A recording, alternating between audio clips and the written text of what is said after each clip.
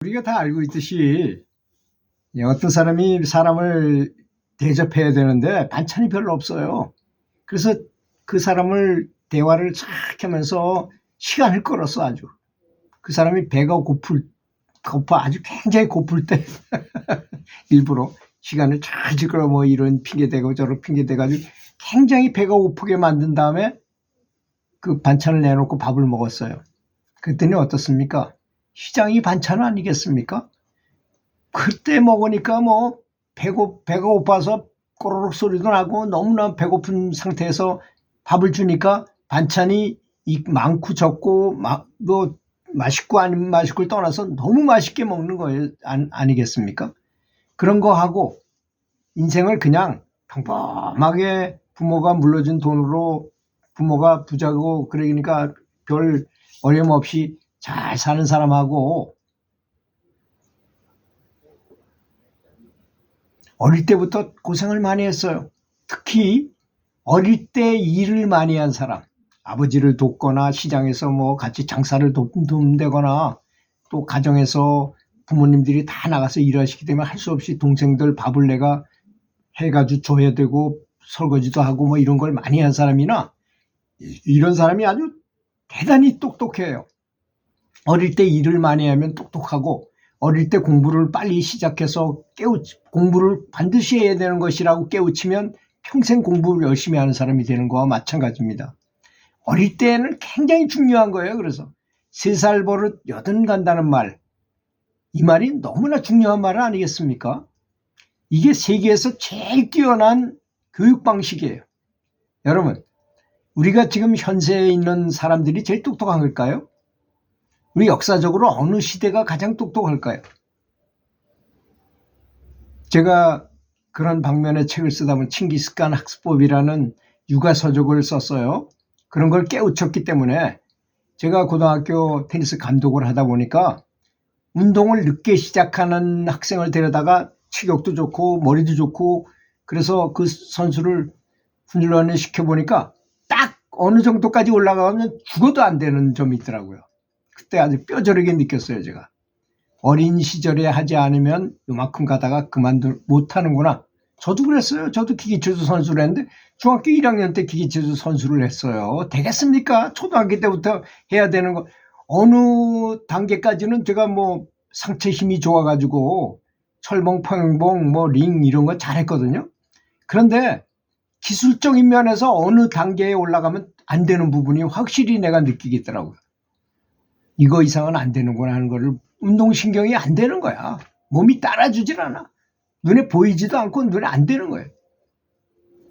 그래서 운동이라는 거는 운동이나 공부나 다 마찬가지겠구나 해서 공부도 그런가 해가지고 조사해 보니까 아니나 달라요. 공부는 더 그래요. 더 어린 시절에 이미 딱 준비가 돼야만 되더라는 걸 제가 느꼈습니다. 그래서 어린 시절에 고생을 많이 해요. 그래서 젊어 고생은 금을 주고 산다, 뭐 사서 한다 이런 말이 있잖아요. 아주 좋은 말인 것입니다, 사실은. 그래서 어린 시절에 저는 부친이 뭐 장사를 하신 분이었어가지고 돈은 꽤 있었지만 돈을 엄청나게 아껴서 줬어요.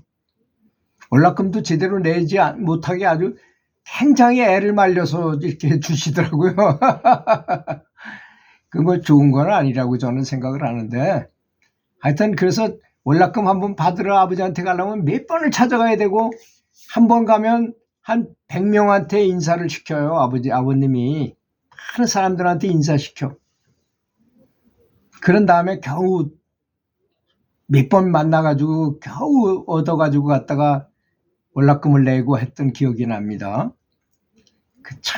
그 교육 방법 중에서 그것도 괜찮은 교육이라고 생각이 들어요. 지금은 생각해 보니까 그 나쁜 건 아니었구나. 내가 만약에 너무 돈도 많고 펑펑 쓸 수 있고 너무 부유하게 살았더라면 이렇게 수행을 열심히 하고 뭔가 찾는 그런 사람이 되지 않았을지도 모르지 않습니까? 굉장히 중요한 거라고 생각해요. 그래서 제가 하고자 하는 오늘의 말씀은 번뇌가 곧 보리다라는 것입니다. 번뇌가 곧 시장이 곧 반찬이고 배가 고프면 반찬이 맛있는 것 같이 이게 그냥 평범하게 재벌의 아들로 태어나서 너무 행복하게 사는 사람 보고 너 연불 해라 하면 할까요? 어제 제가 식당에서 만난 제 친구들한테 야 연불 좀 해라 그랬다가 아주 큰 코 다친 것처럼 전혀 뭐 화를 내지는 않았지만 그 친구들이 전혀 관심이 없더라고요. 손톱 그만큼도 관심이 없어요. 그저 맛있는 거 먹으러 다니고 술 한잔 마시고 당구 치러 다니고 뭐 친구 만나고 이거죠. 연불 같은 데는 관심조차도 없더라고요. 저는 그래도 친한 친구들이니까 좀 좋은 거를 선사해 주려고 제가 많은 그런 부분에 좀 지식적으로 많이 알고 있으니까 좀 이렇게 권하려고 했다가 아주 굉장히 그 낭패를 봤어요.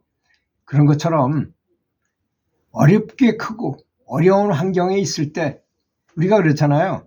물속에 빠져가지고 죽게 됐을 때 관세음보살 부르면 저절로 물에서 그 무트로 딱 나오게 된다는 것입니다. 그걸 믿지 않으니까 안 되는 거예요. 물속에서도 관세음보살을 부르면 다 가피가 일어난다는 걸 알아야 되는데 불 속에서도 그렇고 심지어는 쇠고랑 차고 감옥에 들어갔을 때도 열심히 연불을 하게 되면 감옥에서 나오게 되거나 일이 이상하게 풀려가지고 나오게 되거나 방면되거나 이런 경우도 있다는 것입니다.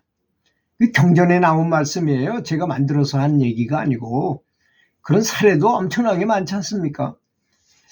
그래서 어려운 일을 당했을 때 사람은 그래요. 내가 배부르고 그래서 명심보감에 그런 말이 나오잖아요. 배고플 때는 도 닦고자 하는 마음이 생기는 법이고 배가 부르면 음란한 욕심밖에 안 생긴다 이런 말이 있어요. 참 좋은 말입니다. 그러니까 곤란을 당한다는 것은 내면에 있는 자성불이 나로 하여금 어려운 환경을 만나게 해가지고 다시 한번 너 진리 쪽을 쳐다봐라 이런 충고라고 생각하면 마음이 편하지 않겠습니까? 그래야만 실제로 연불을 하게 돼요. 진심을 다해서 연불을 하게 됩니다. 그래서 세상 사람들이 다 너나 나나 아주 행복하게 사는 것 같죠? 한번 들어보세요. 평범한 인생을 평범하게 사는 사람은 한 명도 없습니다. 다 누구나 큰 고통 속에서 알게 모르게 엄청난 내면의 갈등과 주변의 환경에 의한 괴로움이 다 있는 법입니다. 그 법이 있는 것이 오히려 어떤 사람은 멀쩡히 잘 살던 사람이 갑자기 말기암이라는 걸 탁 걸려서 그래서 자신을 다시 뒤돌아보게 돼요.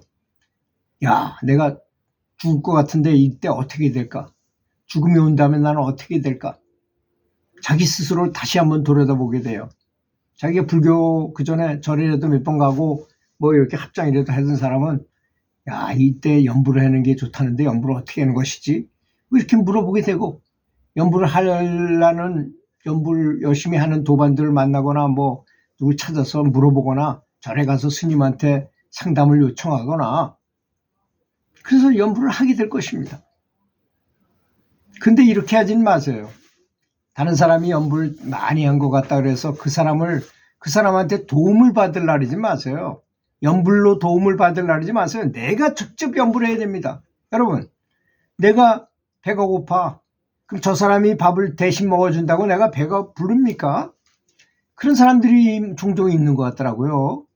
연불하는 걸 보여달라. 보여줄 게 뭐가 있어요. 저는 눈을 감고 연불 선언합니다.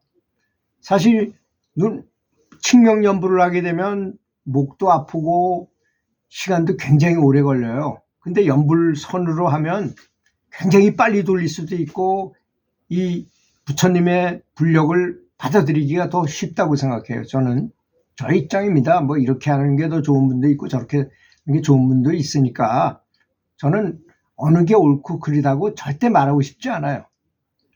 다 자기한테 맞는 방식이 있기 때문입니다. 예를 들어서 어떤 사람은 가만히 정자에서 하는 사람이 좋은 사람도 있고 어떤 사람은 걸어다니면서 연불을 하는 게 훨씬 더 좋은 사람도 있고 심지어는 어떤 사람은 누워서 연불을 하는 게 가장 좋은 사람도 있어요. 그래서 중국의 어떤 사람은 피라미드 있잖아요. 피라미드 각도가 52도입니다. 요런 소파 같은 걸 만들어 가지고 피라미드 각도 같은 것에다 딱 이렇게 가지고 눕는 것도 아니고 앉은 것도 아닌 중간 형태로 해가지고 돌을 통한 사람들이 있어요. 그러니까 일정한 방식이 없는 것입니다. 그리고 연불 할 때 어떤 게 좋은지 별의별 방법을 다 써봐요. 물구나무 서서도 연불 한번 해보고, 엎드려서도 해보고, 누워서도 해보고, 앉아서도 해보고, 걸어 다니면서도 해보고, 뛰면서도 해보고. 항상 내가 집중이 되는가? 시장 바닥도 한번 걸어 다녀보고 내가 항상 집중하고 연구를 할 수 있는가? 테스트해 보기 위해서 그렇게도 해야 될 것이라고 믿습니다. 들어주셔서 감사합니다.